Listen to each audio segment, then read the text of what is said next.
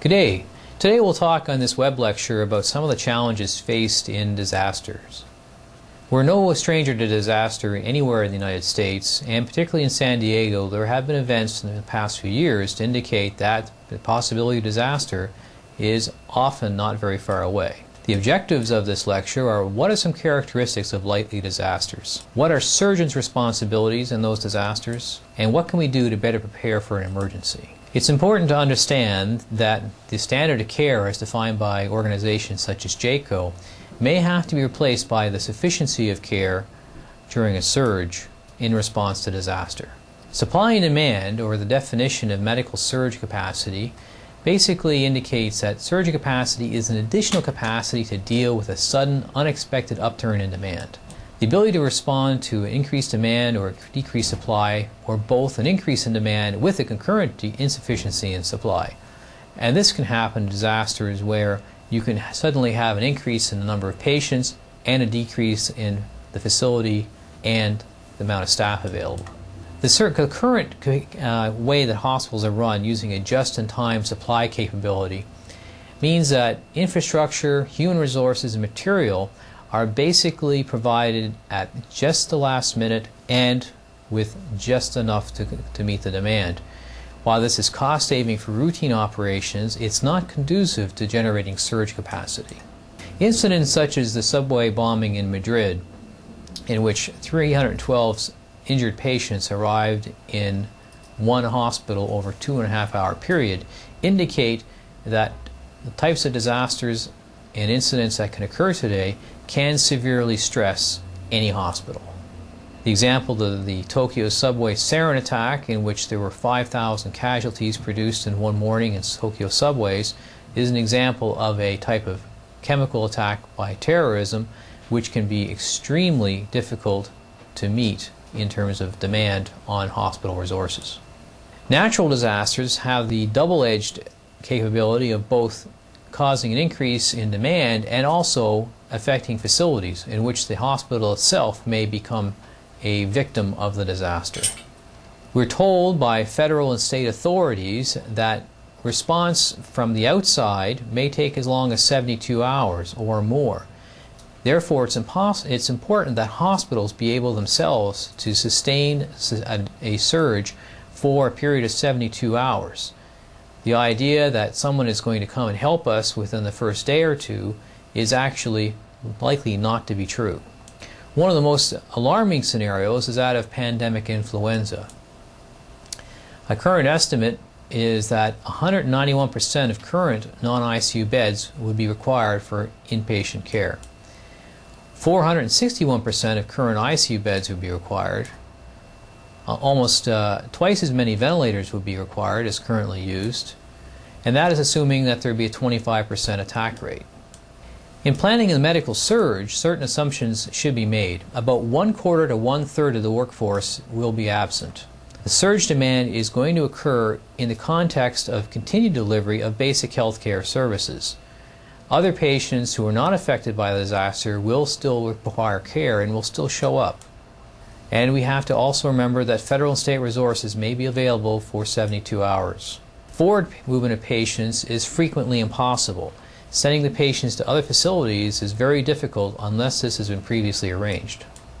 Aren't we already ready in the United States? Well, most of our ICUs operate at near capacity. There is a chronic shortage of critical care nurses and physicians. Our ERs are frequently backed up with patients who need ICU and other beds in the hospitals. And the floors are backed up with patients who need placement in skilled nursing facilities and other outside facilities. The concept that the government will come to help us immediately is something that we should disabuse ourselves right away. It's the hospital's responsibility to make the initial response to the disaster.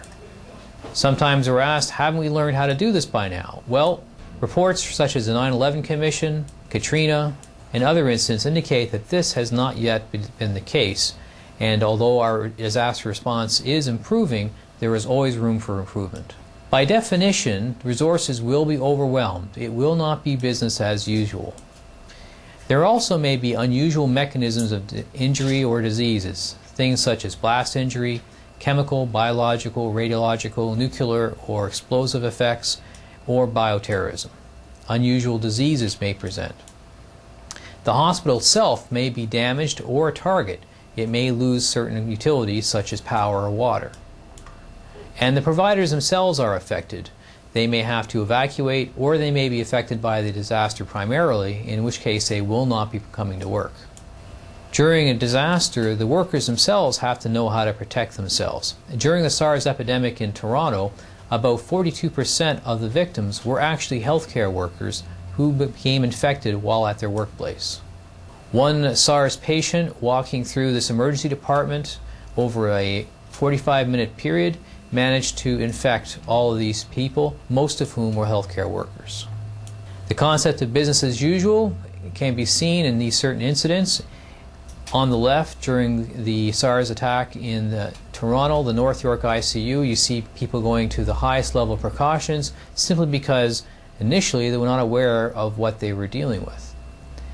On the right, this is what the remnant of Charity Hospital during February of 2006, almost 6 months after Katrina.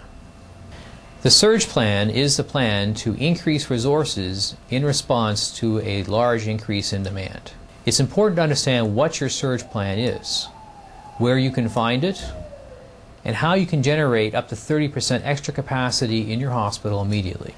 An important idea is whether or not you can generate 100% extra capacity in 8 to 24 hours. This may be required in some scenarios. In our own hospital, the surge capacity plan is found on the infection control and epidemiology worksite. For each unit within the hospital, the numbers of extra beds and ventilators and other facilities that can be added is described. In each unit, the number of additional beds and stations is described. For each of these extra beds, there are already stored extra equipment, beds, and ventilators which can be brought to increase the capacity of that particular unit. For very large events, it is possible that outside facilities could be brought to the area to actually open new wards or entirely new hospitals. Within the state of California, 2 mobile inflatable hospitals have been adopted. Each of these, one for the north and one for the southern part of the state, each of these costs about $18 million. It's also possible to add extra equipment and rooms by using mobile types of ICUs, such as those mounted on tractor trailers. However, this has not been widely done through the United States. It does have problems of increased costs, accreditation, and training. Some problems with the disaster plan that you may notice is that often they may not be based on valid assumption of what actually happens in disaster. They can be planned in isolation without taking a perspective of what other organizations and units will do. Not accompanied by the resources necessary to carry out the plan, including time, money, space, personnel, and supplies. And not accompanied by an effective training plan to ensure that the end users understand the plan. Importantly also is end users do not participate in the planning and lose the chance to become familiar with and to enable the plan. The wrong kind of response can lead to loss of opportunity. And ambulances in this incident sent to the wrong place, doing the wrong thing, are actually no help whatsoever. Some historical problems that will arise will be that the communication systems will be impaired, overwhelmed, or incompatible. The surviving hospital, which is closest to the event, will receive the most patients, regardless of its designation. Information is scarce and often unreliable. The less severely injured patients often arrive first. Most patients do not require sophisticated medical treatment. They can often be seen in the emergency room and released. However, over-triage impairs the ability to care for the most critically injured and increases mortality, as less injured patients take up increased amounts of resources. There's also a need to manage non-trauma casualties, as many casualties do not actually have injury. Hospital staff will often assemble in the wrong locations, such as the emergency room or the front of the hospital, unless they're directed to muster elsewhere. Volunteers are numerous and can be overwhelming. Emergency credentialing becomes an issue, and this has to be done before the disaster. Hospital security may need help from the police in maintaining the perimeter against looky-loos, media, and family members who are very upset. Requests for information from the public and media may overwhelm hospital resources. Hospitals must also be responsible for decontamination of casualties without the assistance of the fire department. In our own hospital, our disaster plans can be found on looking on the home page and following the safety link. On the safety pages, looking at the emergency preparedness resources in the middle of the page, clicking on this will bring up both the evacuation plan and the disaster plan. This is the emergency management plan or disaster plan, and it gives all the details required in response to a disaster for the facility. Allied with it is the emergency evacuation plan. How we organize ourselves during a disaster? The incident command system is a system by which hospitals throughout the United States can organize themselves in response to a disaster. By 2009, most hospital-based staff physicians will be required to be ICS qualified.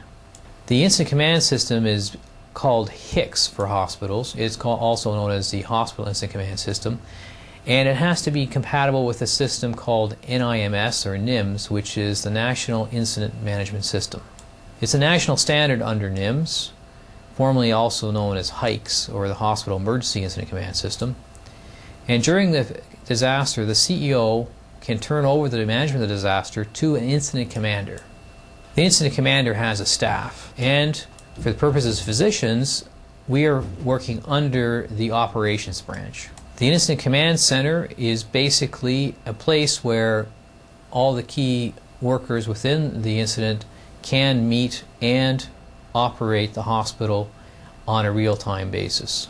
Under the operations branch, the medical care manager is the person who leads most of the physician-directed care in the hospital, including inpatient care, outpatient care, the casualty care unit, mental health, clinical support, and patient registration.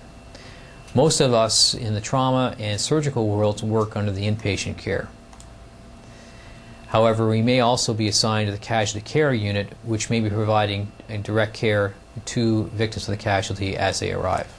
Communications is key, and the Incident Command Center within the hospital is also the location of important communications links which have to be multiply redundant to other facilities and organizations outside the hospital, particularly other trauma centers and the EMS authority. The incident commander, during an activation of either code triage for mass casualties or code orange for a hospital emergency, all physicians will abide by decisions of the incident commander with respect to the hospital's evacuation, coverage, staffing, backfill, and the level of services to be provided. It's important that surgeons take a leadership role during incidents, particularly those related to surgical and traumatic causes such as terrorism. Primary triage is often performed by a general surgeon experienced in trauma, particularly after the patient's been initially triaged outside the hospital. And trauma surgeons and specialists can supervise other physicians in providing patient care to trauma victims. Surgeons can fill pivotal roles in the hospital command and control and provide hands-on clinical care. Patients are decontaminated outside of the emergency department. Many hospitals within our area have preloaded trailers which can be set up outside the facility to provide an en route through which patients are decontaminated before entering the hospital. These can be set up in 20 to 30 minutes and are staffed by hospital staff, often those persons working outside of direct patient care. Trained personnel will operate this under control of a trained clinician who is also decontamination qualified. This is a picture of our decontamination facility in use at UCSD Hillcrest. Evacuation of the facility is a separate MCP in our facility and requires specialized training and use of specialized equipment such as evacusleds to evacuate patients down stairwells. During disaster, it is possible to see unusual diseases and injuries not usually encountered. Blast injury or exposure to blast waves within enclosed spaces can produce unusual sets of injuries such as blast lung. Healthcare personnel are busy people, and learning to manage disasters requires additional time and education. If you are interested, there are online courses in disaster management. Such material can be found at the CDC website. It will also be part of our annual update training we all must provide. And there are formal courses being provided in our facilities, such as the Fundamentals of Disaster Management course, the Advanced Disaster Life Support, and the Disaster Management and Emergency Preparedness course. Drills will occur at least twice a year, as required by JACO standards. And during these drills, we must exercise the entire hospital while the hospital is still functioning. Drills to be successful require endorsement of all leaders, including surgical attendings and residents. And we need simulation and realism to allow people to feel as if they are participating in a worthwhile endeavor. In terms of our own families and disaster preparedness, it's important to teach children what to do and where to call, understand where utility shutoffs such as power, water, and gas are within the house, have a disaster supplies kit available, understand rendezvous, one near your house and also in a different neighborhood should the family have to meet during disaster. Have an out-of-area, preferably out-of-state contact in case local communications and telephones are not functioning. Make provisions for pet care. Pets are often not allowed to go to shelters. And be prepared to go 72 hours without utilities. Proper planning, preparation, and training can allow the hospital to make an effective response to disaster. During the aftermath of the disaster, people will still require care, including the providers themselves, and there will be need for investigation and identifying lessons learned. For more information, you can find us at our website at trauma.ucsd.edu. Thanks.